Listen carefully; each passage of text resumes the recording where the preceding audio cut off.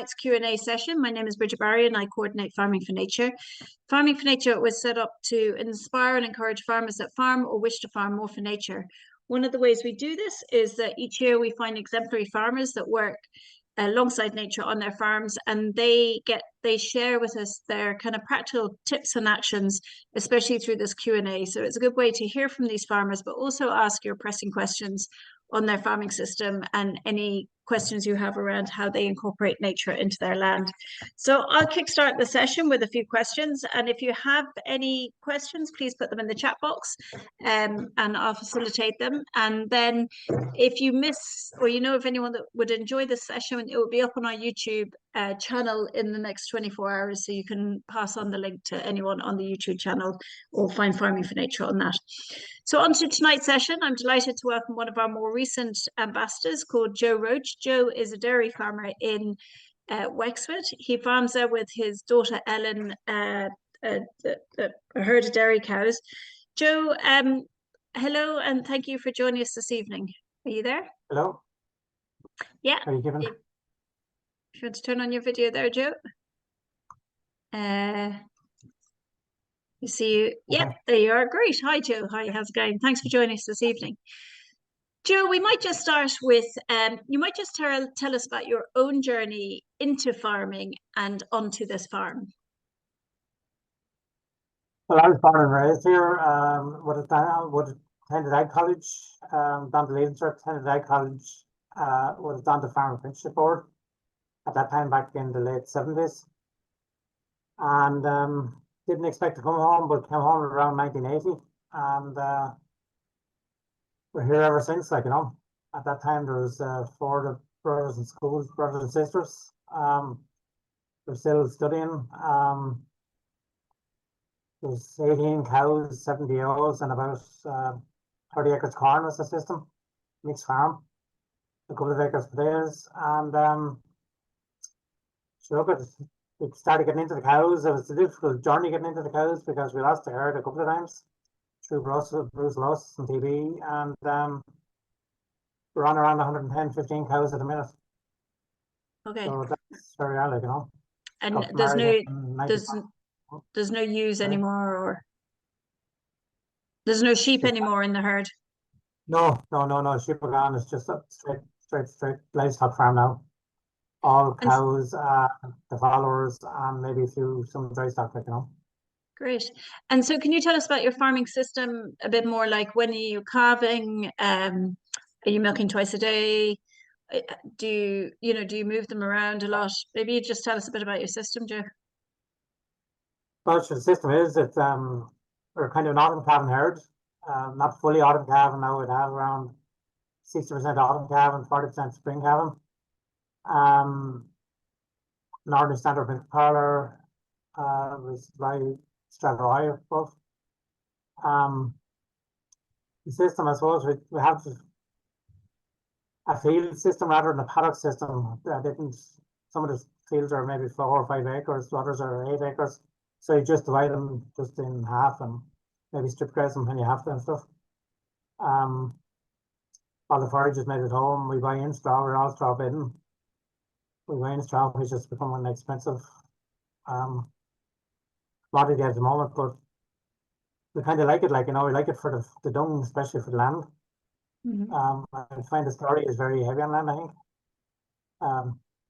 Especially if you're putting out thick slurry, it's just it's heavy on the ground. I find the dung a lot more beneficial. Like,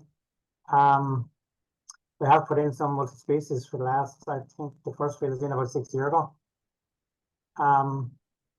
I kind of like the multi-species to a degree, but it's a hungry crop and needs a lot more feeding than I think the research would say, maybe. Like, it likes a lot of P&K. Does like a small bit of nitrogen, all right. It tends to thin out terribly quick in years 3, 4, 5, and you're left with kind of an open sward. And the last 2 years, now this year is a good year in clover, but the last 2 years weren't not good on clover here. It was too wet, yeah.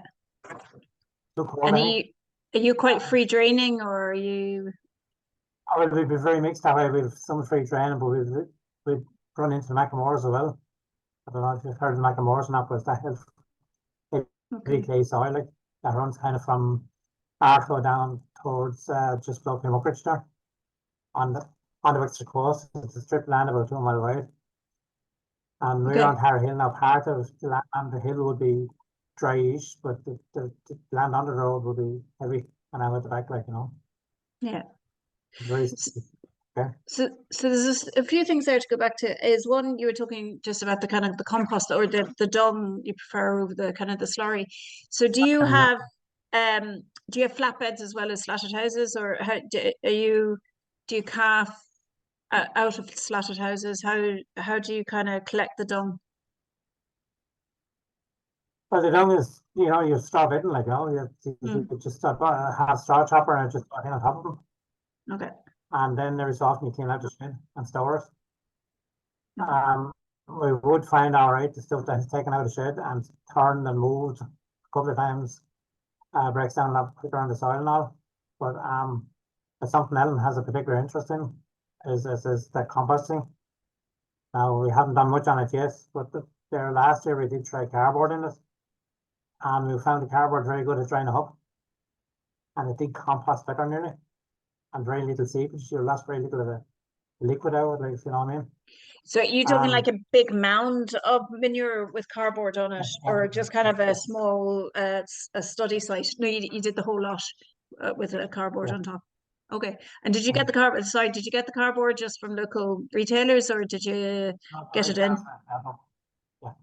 But there is a problem with the cardboard in the sense that getting it from people like that, the local retailer, you have the tape and all this on it, and the little iron, the brass clips, they are a problem. You have just a lot of work.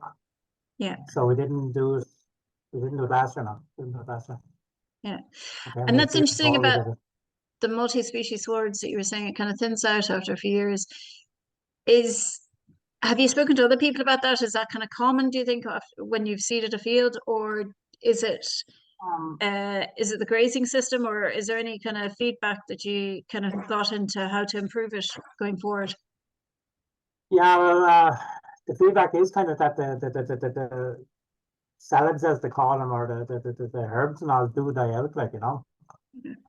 Um, the feedback I'm hearing from some of the contractors now that there's not many people receiving going back to it, like they've tried a couple of fields and not happy about it. I think on a dairy farm the problem with it is, for me, is I would argue is we're inclined to graze a bit tighter than a lot of other livestock farmers, and probably that has a problem with it because some of the growing points are a little higher, I think.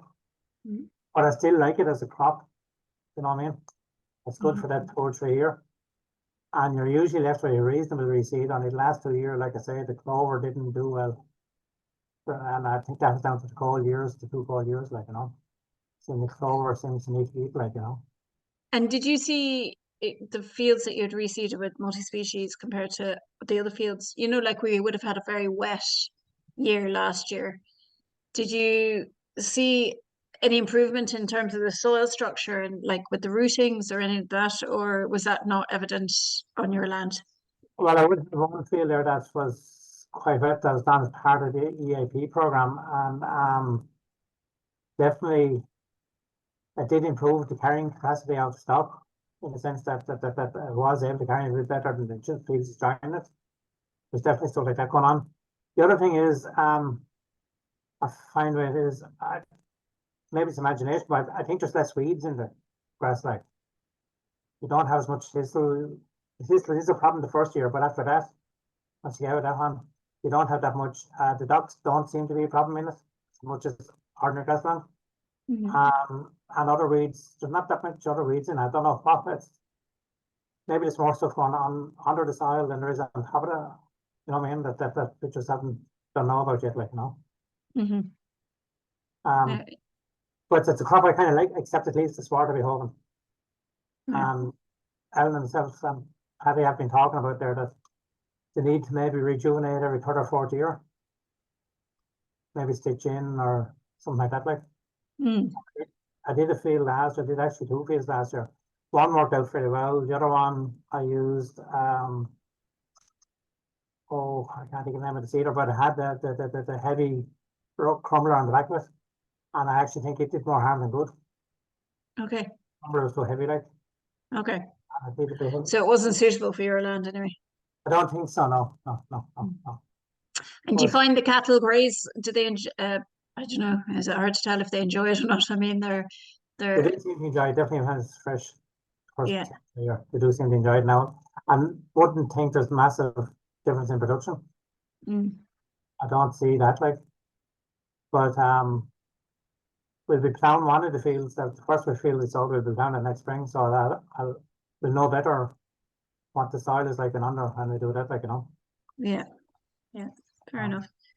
So you mentioned you were part of an EIP before. Can you tell us about it and like what other actions you did for it and the impact it had for you and your land?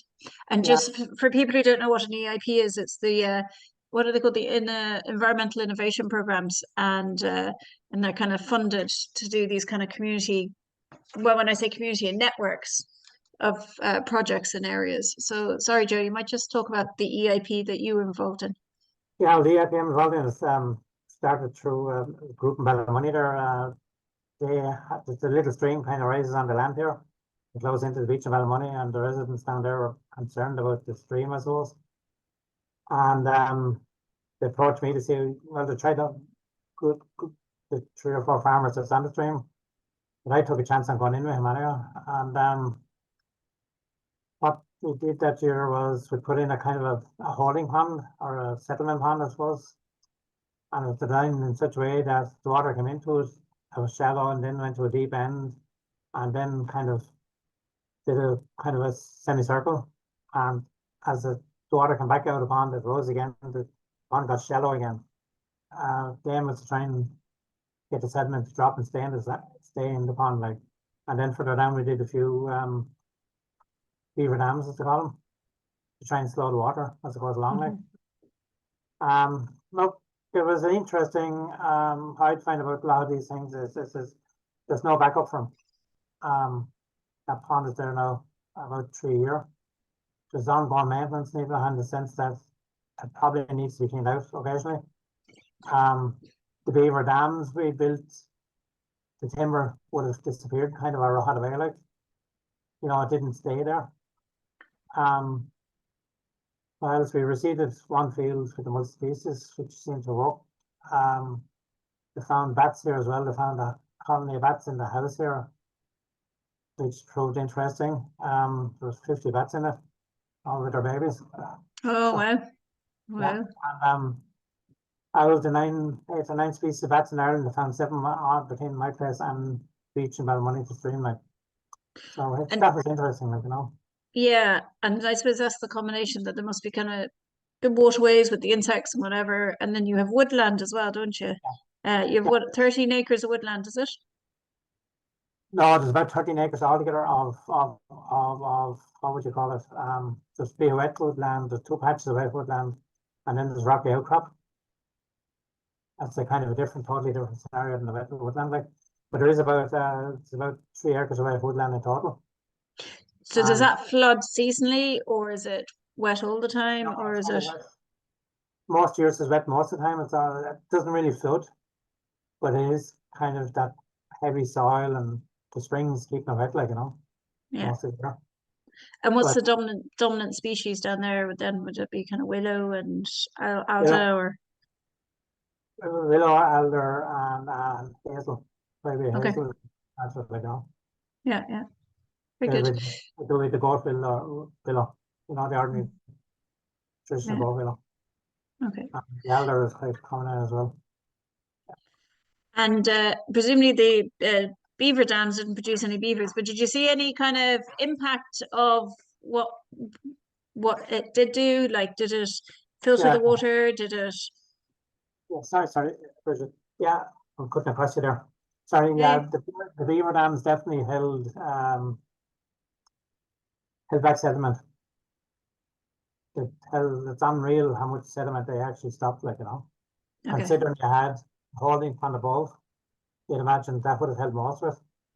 But even further down, they kept on holding it, like, you know what I mean?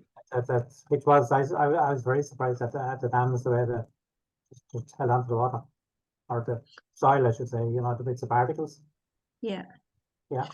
And did you see much of a change in nature as a result of these kind of different actions that you took on the land? I suppose I wasn't watching too strong, but I had seen frogs for the first time in a long time, like, you know what I mean? We had a few frogs spawning. We had a duck landed on the pond there, on that settlement pond early in February. I suppose I haven't been watching nature maybe close enough. So it wasn't top of your things that you had to do. So the other thing that I saw in your video, and if anyone hasn't seen it, there's a video on YouTube of Joe's farm, a 5-minute video, so feel free to have a look at it.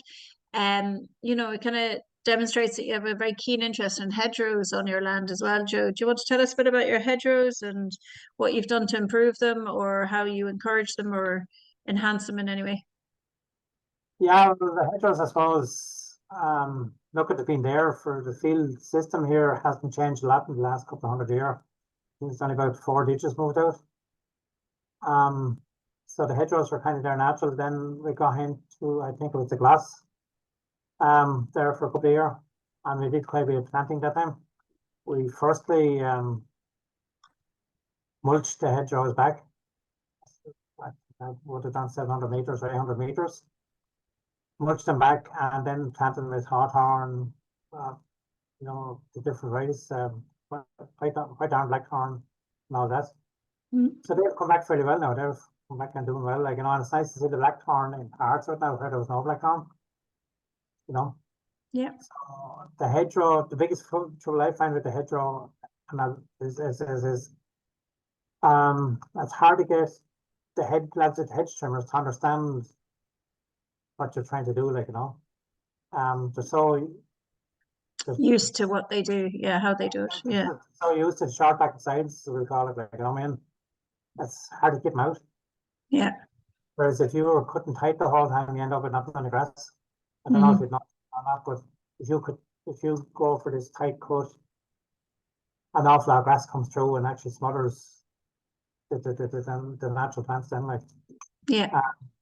The other thing, I suppose, down the line is what I would like to look at is see, can I get a hedge trimmer with one of either the finger bar on it or one of those new types with the rotary head on it?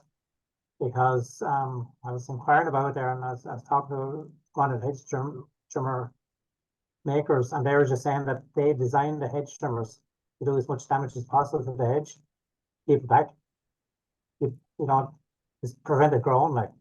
Okay, and yeah. Actual flails are designed to you know, break the hedge into pieces, like, you know, that's Yeah. It's complete slaughter. Yeah. they don't get that clean cut, or, you know. Yeah. No, it's terrible. If anyone has any questions for Joe, please put them in the chat box. As we and are very much asking, that's no problem. So Joe, you know, you have one of your daughters is involved full time, and then a couple of your children are then involved part time. Is it on the farm? How important is it to you that, you know, the legacy of what you're leaving for the next generation and tying that in? And are they bringing new ideas onto the farm and around the environment and stuff like that? Well, they probably started the multi-species journey, like, you know, to be fair to them. Yes, it didn't come from me anyway. Yeah. But they did start that multi-species journey. It's difficult to know about the younger generation because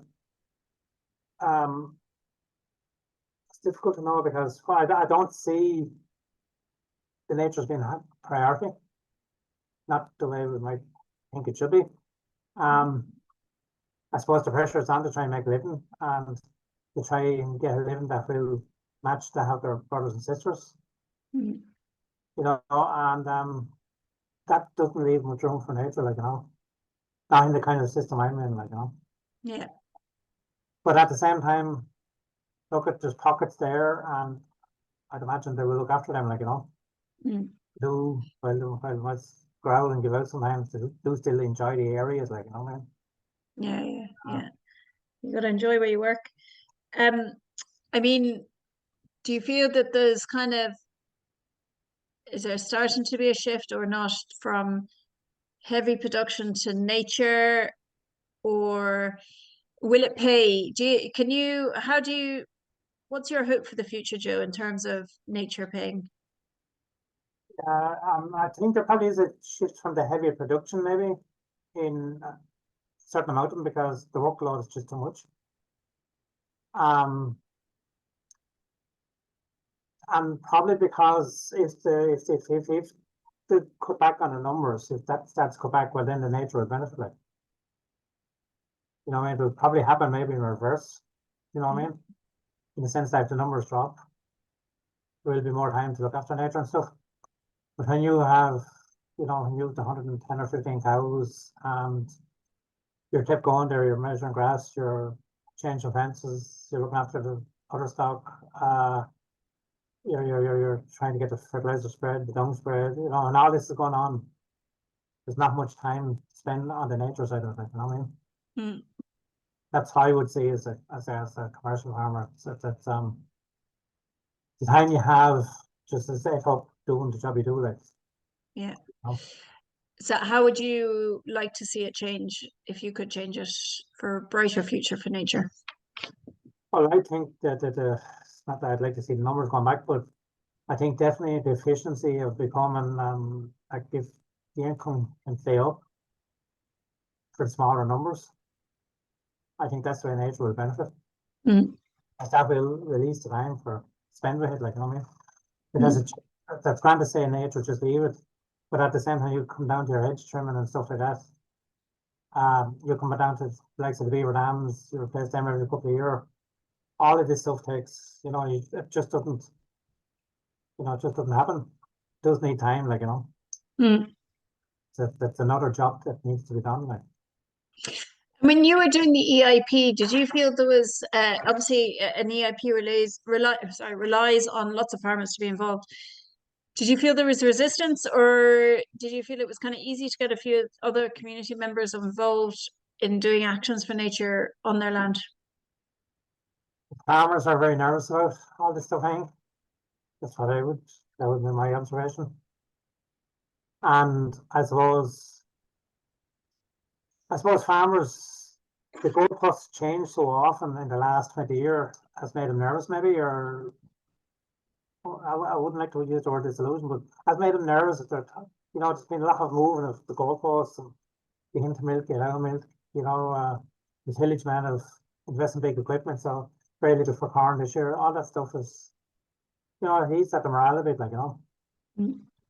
And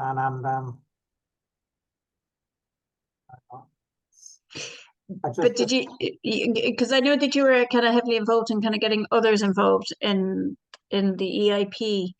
Did you find it that people were interested in being involved and like bringing community members along with you, or it was hard, or did it?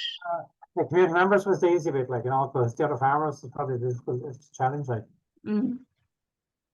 Yeah. You know, the community members are like, there's a lot of members in the community interested in the environment and trying to make things better. And the farmers are not uninterested in making it better, but they're just that bit nervous. Maybe you have the fingers seem to be pointed at them every, you know, it's your story, it's your spray, it's, you know, that seems to be the perception out there, like, you know, that the farmers doing all these funny things that's not good, you know. Yeah. That's what farmers feel like, you know, they feel the fingers being pointed and maybe too much. Yeah. No, the narrative is it is kind of hard to work against and stuff, but that's why you have places like Farming for Nature trying to change the narrative. Gorey Wheelhen has asked, it's great to hear dairy farmers speak this way. Has the system impacted your production, profit, etc.? And what inspires you to farm for nature? So maybe start with, has the system impacted your production, Joe? Production, I have to keep the production up, and it's what time I have left after that I spend on the nature end of it. Mm. You know what I mean? It hasn't impacted the way I farm really, because the blocks of land that the blocks of land, the wetland area, the rocky area, they're all naturally difficult bits of ground. So it's easy leaving there, if you know what I mean. Mm. So it hasn't impacted me in that sense, like, you know what I mean. Now, I suppose the multi-species does to a degree in the sense that you're trying to go back on the nurture. Yeah. You know what I mean? It does impact, it can hold back your stock rights a bit. You know, it's other than that, like, it's the extra workload with the nature end of it. It's a bigger problem than than trying to keep the farm running, like, you know what I mean? Mm. You need, how am I trying to say there? For the farm to be, I have to put the farm first, okay? The bank has to be paid and all that stuff. And the time left for the nature end of it then, it's just minuscule, like, you know, to do the things you'd like to do. Mm. You know what I mean? You understand what I'm saying there, Bridget? Yeah, no, I do, of course, yeah. And that's where I see the problem, like, that's where I see the problem. Yeah, no, I understand that, and it's kind of... I'd imagine every farmer, most farmers have a corner, a wet corner, a dry corner that's, you know, there's not much being got out of, and to leave there is not a big issue probably. But Yeah. that's getting time to, you know, to maybe to fence it off or to redo the beaver dam or to clean out the pond or all these little bits, and they all add up into extra time. Like. Yeah. No, I understand that, and I suppose it's we need to find a way that nature gets paid for. You know, it's a very important it's a very important produce as well. So, I mean, we need to find avenues to encourage people to produce nature as well as to produce food. You know, and I know farmers feel they're in the business of producing food, but that's not to say that there can't be a shift to producing something else as well. But I 100% understand what you're saying. So Alan Poole has asked, you're living in a busy tourist area, do you get much feedback or interaction from non-farming people? I did while the EIP was going on, but not recently. I would get some small bits, but not, no. And in what way would it have when you were doing the EIP? Oh, well, they would have found it interesting that we would have tried to do the things we did, like. Yeah. And people are a bit encouraged by it, but like it's gone out of headlines now or out of the spotlight. So that happened a couple of years ago, like, you know. Yeah. Time to find another one. Just sorry to go back to one of Karen Whelan's points. Has the system impacted at all your profits in any way, Joe? No, I'm probably looking that it's kind of, it hasn't really, like, you know, I was on that kind of a road anyway, like, you know, it hasn't really, no. We still have, actually, we cut back the cows a bit and there's more milk. You know what I mean? We were on 130, we're back to 115, but with more milk. And That's good. That's the milk we want, not the cows, like. Yeah, of course. Yeah. So what pays the bills. Cows only cost money, like, you know. And do you feel that's your sweet spot as your 115, or do you think there could be room to bring the stock down further? That's like if we go down further, we'll probably replace them with dry stock, like. You know what I mean? Like it's kind of about making life a bit easier for the family members and myself, because increasingly the younger farmers want their time off. Yeah. They want the same opportunities as their brothers and sisters that are, you know, to have the 9 to 5 job kind of. Yeah. Increasingly the weekend off or 2 weekends off or all that is getting more important. So from that point of view, with labour, the issue it is, I can't see the numbers going up here anyway. It'll be something to make it simpler. Yeah. I know a few of our farmers have even gone down to one milking session a day as well. Just it works for them. So another part of Gronya's question is, what inspires you to farm for nature? Inspires me. I don't know. Look, it's just nice getting up and seeing the different hedgerows and the colours, and you know, it's morning. the mornings are lovely there and the birds are in full swing, like, you know. Mm. I suppose the biggest thing for me would have been the water. Water's been associated with farm here for a long time, going back to around, I think it's around 1850. There was around 14 or 15 families dependent on water here. And then the group scheme came along in the 60s that did about 220 houses, the water group scheme. And I suppose water's always been a bit important. I suppose that's where that's where my journey will be leading me, like, you know, try and keep the water clean if I can. Yeah, nice. Yeah, I think it's really important. I mean, all these ecosystem services that people don't necessarily think about when they think about farmers, and the importance of, you know, the soils, the water, especially water, is because it's flowing between different lands, and you know we're all picking it up as it goes through other people's lands. Um, Joe, so where do you get your advice and support when thinking about nature related issues or challenges or solutions for your land? Um, I suppose I'd be looking to yourselves to a degree. I do also go to Tagish. I'm working at the moment there with 11 Tagish on putting in um, a few items to try and slow the water getting into the yard, trying to divert the water away from the yard and that. We have that nearly completed. I'll still go. That's about it, I suppose. Like, you know, but then I would have one or two people I've met in during the process of the EIP who I keep in contact with, because they would have, you know, nature, an interest in nature. And so if I'm in a spot that I need to ask questions, I'll give them a ring and ask them. Yeah, yeah. So it's kind of a bit of a network group there.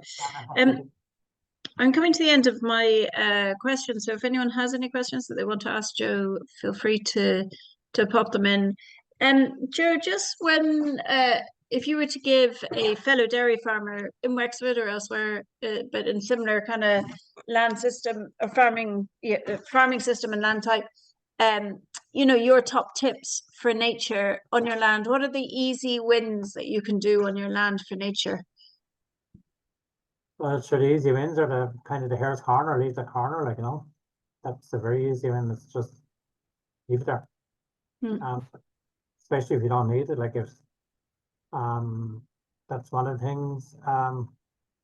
The other easy win is this, you know, the hedgerows stay out that full hectare of the hedge trimmer. Surprisingly, this year I learned from a lad that brings a few beehives up here. He was telling me he gets an awful lot more honey off of livestock farms than anywhere else. Like, I wouldn't have thought that now. I wouldn't have even, as I just said, there was nothing, you know, I wouldn't have said there was enough pollen there for bees and that. Like, he's adamant that he gets a lot of honey from his livestock areas. Yeah, the hedgerows and like the ponds that just to try and, or not the ponds, but the grapes, like just to try and, I suppose, keep the water open. Like, my biggest problem, definitely by far, is the water coming from above going into the yard.